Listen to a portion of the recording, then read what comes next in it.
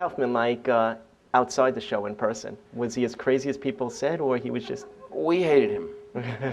Nobody liked him. Oh, but he was a really sweet guy. Mm-hmm.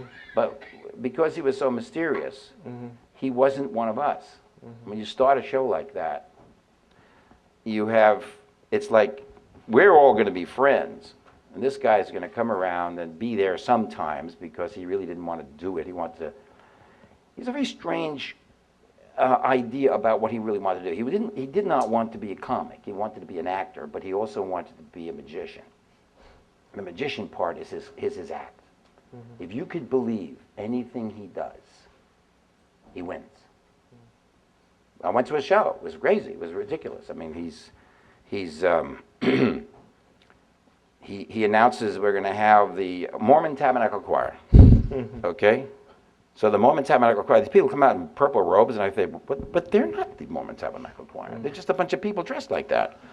And everybody's sitting like thinking, well, I guess that's the Mormon Tabernacle Choir. And he said, now the Rockettes. And there these girls, they must have been about 60. I mean, they were a little old for their parts. They're dancing in front of me, and I said, no, the Rockettes are not that old. They look like they're dancing like them, but...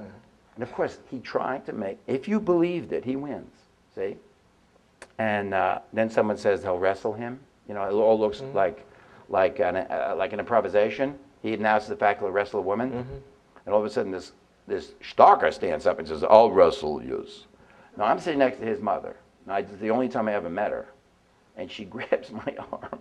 And I'm thinking, he planted her. It's like this. I'm thinking, she doesn't know me. Oh, she's faking it. Andy's got an entire family. He's fake. No, she didn't. She didn't know what he was going to do. So they were real, and he wasn't. But he was a very interesting guy. I mean, I suppose we would have known more about him had he lived, or less. Much less. He was a bit of a, it's that kind of genius, which is, I can do anything. I could dare myself. That's what it was. He could sit down and start reading the Bible until everybody left the room. He would just dare them to stay. That was his humor.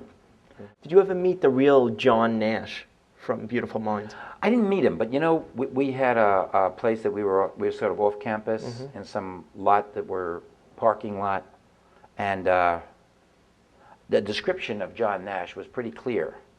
I knew he wore a raincoat. I knew the color of it. I knew he was a tall man, and I knew he carried a briefcase. Coming to the set one day, John Nash walks right in front of the car. It's like a message. I said, that's Nash, right? It's Nash, isn't it? And someone said, yeah. It's in Princeton. He lives here. But you see, I never expected to see him because I don't know. He was a really strange man. See, what Russell was doing was he met him. And he knew that Nash did a lot of fingers, and he did a lot of movement. Did you ever meet the real John Nash from Beautiful Minds? I didn't meet him, but we had a place that we were sort of off campus in some lot that were parking lot, and the description of John Nash was pretty clear. I knew he wore a raincoat. I knew the color of it. I knew he was a tall man. And I knew he carried a briefcase. Coming to the set one day, John Nash walks right in front of the car. It's like a message. I said, that's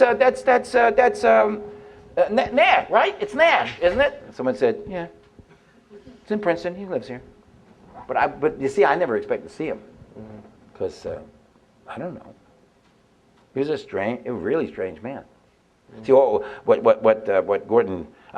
Russell was doing was he met him, and he knew that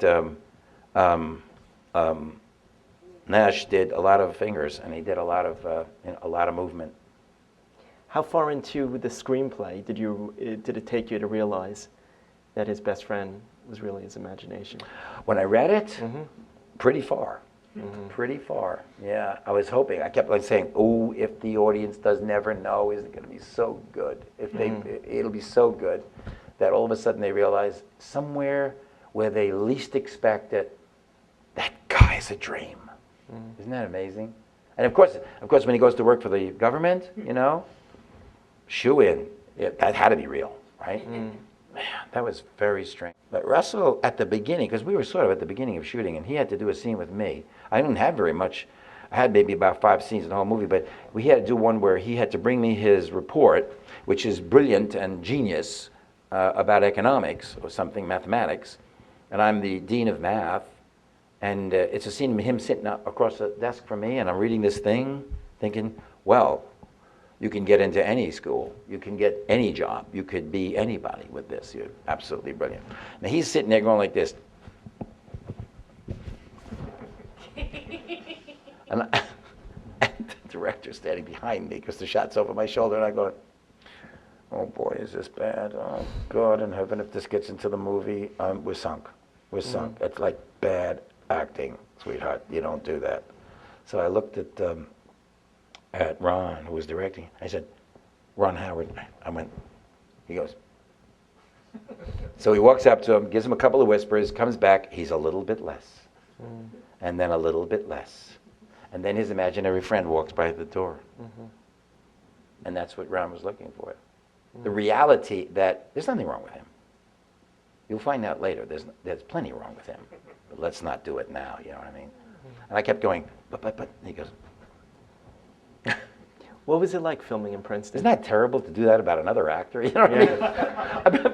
I bet you they did it about me somewhere in some movie, right? Is he going to do it that way? Because of you, didn't Russell win the best Oscar? And then won the best, no, it was for Gladiator, but the movie won. I voted for him. Okay. I wasn't in Gladiator. Bronx Jews are not in those movies. That's right. Gladiator, that'll come, you know, when I don't know how to speak anymore. Thinking you sit there and just look like one. Put the hat on.